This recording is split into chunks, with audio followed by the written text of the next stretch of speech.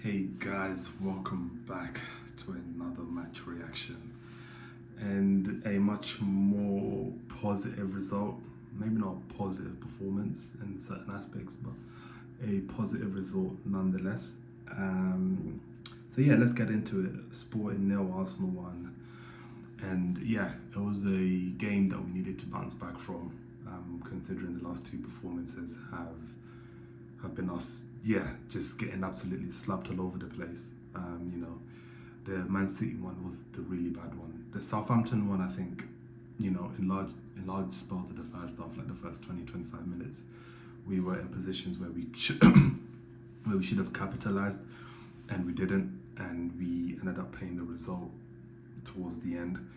But this one was a lot better in terms of the overall tempo of the game. Yeah, the first 5 minutes was a bit awkward. They got in behind and they hit the crossbar, and they almost scored from the second one from Suarez. One thing I want to say is that right back, is it Arujo or something? The left back, whoever, right back, whoever he was, how he stayed on the pitch for that long, I do not know. The amount of cynical fouls here this guy got away with, and was he ever booked? I think he may have been booked, but the fact that he never got a second yellow, some of them I'm like, boy, he's just doing whatever he wants. But yeah, so they had those two opportunities, and then apart from that, they never really got into the game supporting. They struggled to kind of find their rhythm, and they also struggled to kind of play the tempo. And we done well because they were pressing quite high when Raya had the ball, and the way we were distributing and playing it through them was really good. I thought Odegaard was good in terms of creating that tempo. I think Zubamendi had a poor game. There was parts of that first half where he was asking for the ball, but you're hiding behind the double pivot. So it's like you're showing for the ball. No, sorry, you're wanting the ball, but you're not showing for the ball. And whether or not he's low in confidence or he's just playing badly, I think it's the latter. I think he's just playing badly, and the bad performances are catching up to Zubamendi as well. Norgard maybe could have played. I wasn't too disappointed with the signing in the summer. I thought it was a shrewd signing, and Norgard is someone that I actually think can play that Zubamendi role to a level where we won't miss that presence of Zubi in there. Rice was good. He didn't really put much of a foot wrong. He was intercepting. He was carrying the ball well, and we kind of played to his strengths this game because a lot of the balls that he was getting were in front of him. And I've always said this about Rice. Rice doesn't really receive the ball well under pressure. He's more of a player that likes to run into the ball and drive, and hence why these 6 talks with Rice I'm not trying to hear, and I don't really see how him as a 6 can benefit us in that aspect. But him as a box to box, as like a 8 kind of thing, works, and I think that's the role for Odegaard going forward into next season if he has a future in this team, because I know I'm seeing a lot of conversations about him, leaving and stuff like this. And Odegaard for me is a player that I think I'd like to see him in another run without this manager, which obviously is not going to happen. So he most likely would need to leave. But I think taking away the armband from him and taking away that 10 role from him and putting him where Dex is and kind of having him as a deck option is actually much more suitable, because he has a lot of qualities that Declan has that Declan doesn't have qualities from Odegaard. And Odegaard presses well. He's got an underrated engine. People don't talk about his tenacity. He's a very tenacious midfielder that presses well. And in the good parts of when we were playing football, decent football, he was the press trigger in a lot of those games, and that's kind of how we bypassed a lot of our games with Odegaard in there. But I think Odegaard as an 8 can work. It will never happen. This manager sees him as a 10, and he will continue to see him as a 10. So, for him, in that aspect, then judging him as a 10, he's nowhere near good enough to be there as a 10. He's not potent enough in front of goal. And he doesn't thread those balls in behind enough for us to sustainably think he can play anything remotely there as a 10. I do think he's an 8. He's a better ball carrier than Declan Rice as an 8, and he's better receiving the ball under pressure than Declan Rice. So I think in that aspect, we gain more from Odegaard as an 8, and then, you know, Eze and Ethan can be the 2 options as the 10. It will never happen for whatever reason, and I think with Odegaard, it's come to state now, if we're judging him purely as a 10, he will play his way out of this team, and that's the honest truth, because though I don't really fancy Havertz, and I think Havertz is the least option we should have in there, and though we obviously scored the goal, you know, he goes missing in a lot of games in the midfield, and that's where we come short in a lot of games. And unfortunately, this manager sees Kai as a second 10 or as a midfield as an 8 or a 10. He sees him as multifunctional, which is a worry, because, you know, a lot of games where we do play him in there, we struggle to create tempo, we struggle to create a lot of control, because when he came on, there wasn't really much control in the game. He didn't really get onto the ball as much, although he obviously scored a goal, but that was him crashing onto the box. Him in that engine room doesn't work, and it never will work. And you saw there was a chance where he had the ball and he was carrying and struggling to carry, and he ended up creating a foul.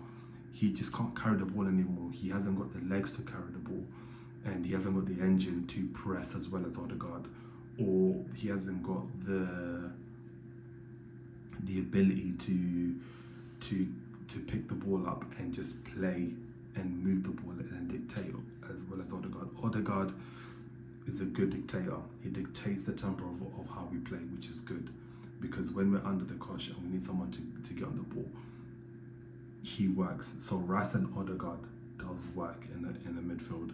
I'm just not sure with Rice and Zubimendi. I think that partnership is a bit of a broken link for whatever reason. But yeah, going back to Odegaard, he had a decent game. I don't think he was terrible. I'm seeing a lot of crash outs from the online discourse. I don't think he was terrible, but I don't think he was great. I just think he's just not a 10, and there's been a conversation for a very long time that Odegaard he's never been that attacking midfielder. Yes, he can do the odd pass in behind that here and there, but that's what an 8 does. An 8 can do the odd pass here and there, but a lot of the games, but the main purpose of an 8 is to dictate and control the game, and that is what Odegaard does. He wears the 8 shirt, for fuck's sake. Like, you know, he's a 10, and he's an 8, and if you even ask him, maybe, you know, if you ever get in a room with him and ask him, like, he'll most likely tell you that, yeah, he can do the odd ball in behind, and he, you know, he can break the lines, but a lot of the time, you know, his game is passive, and that's what an 8 is. An 8 is meant to keep the ball ticking, not to create. That's what your Eze does. So yeah, if Odegaard's main sole role in this team is being a 10, he will play his way out of this team, and eventually he'll be out the door.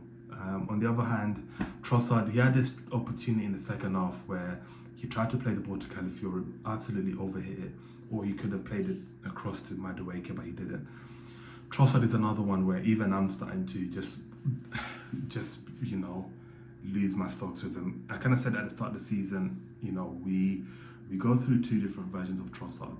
The first version is the Trossard we had at the start of the season, that goal against Sunderland and various other performances against Spurs and all these kind of teams, that he was coming in clutch. Now it's the back end of the season and he's dying. Like, honestly, I can't remember the last time Trossard scored or even had an impact in this game, in any game, you know, since the turn of the year. Like, it's been an eyesore, and the worst thing is the guys behind him aren't pulling up trees. So it's honestly just Trossard or Martinelli until the wheels fall off. And, you know, Martinelli had a good cameo, because to be fair, when he got that ball, I was kind of saying, pass it to Declan, pass it to Declan. But he actually done quite well. He got the ball under his feet and he just drove. And it was a nice little chipped ball, nice weighted ball onto Havertz. And he took a nice touch and he scored. So those two had a very, very good link up there between the two of them.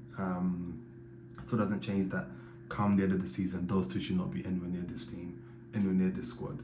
And we should be looking to ship them out. But they've added value to this season, and it's just about, you know, getting us over the line, getting us over across, you know, these last couple games of the season. So in that aspect, yeah, he done well. But yeah, going back to Trossard, he was awful. I don't think he had a lot of the ball where he was impacting games.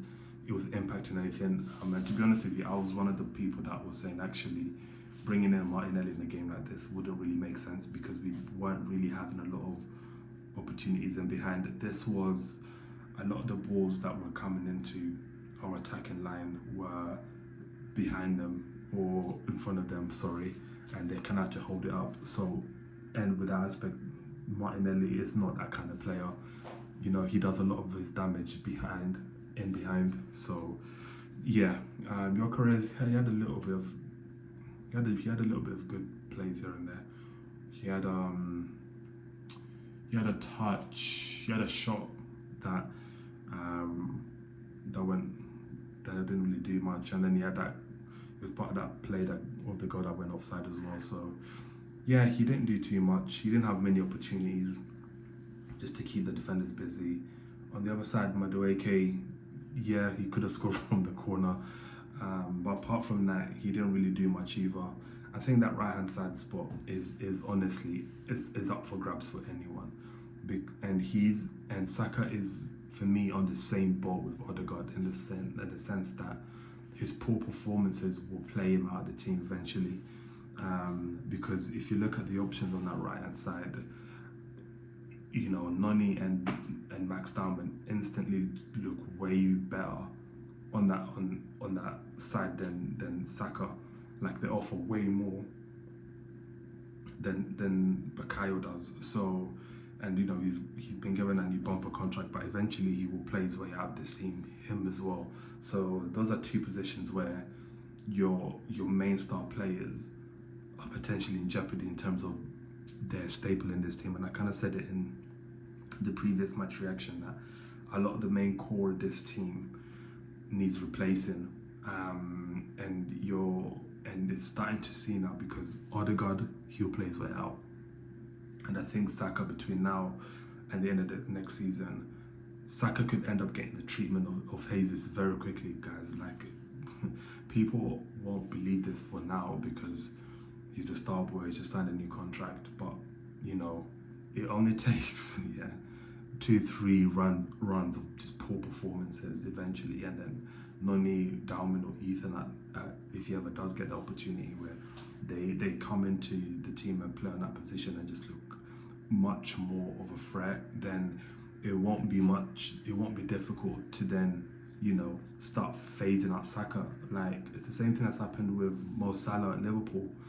Like, his poor performances have eventually caught up to him. He's no longer as effective as he was when he had that speed and pace that he once had. It's the same with Saka now. So yeah, I don't think Noni had a bad game, to be fair. He was working at fullback, and to be honest, the fullback should have got sent off at some point because he was getting away with a lot of cynical fouls. They had a few chances here, and I think Suarez, their striker's missing. He's going to miss the next game, which is great because he was their only threat. But apart from that, good 1-0 win. We'll take that into the home leg, and hopefully, you know, we go through, and it's either Barca or Atletico Madrid in the semis. Yeah, I'm not trying to see any of those teams. To be honest, I think Barca is just, yeah. I'd rather Atletico Madrid, obviously. So, but anyways, guys, I'll see you in the Southampton match reaction. And apart from that, yeah, I'll see you next time.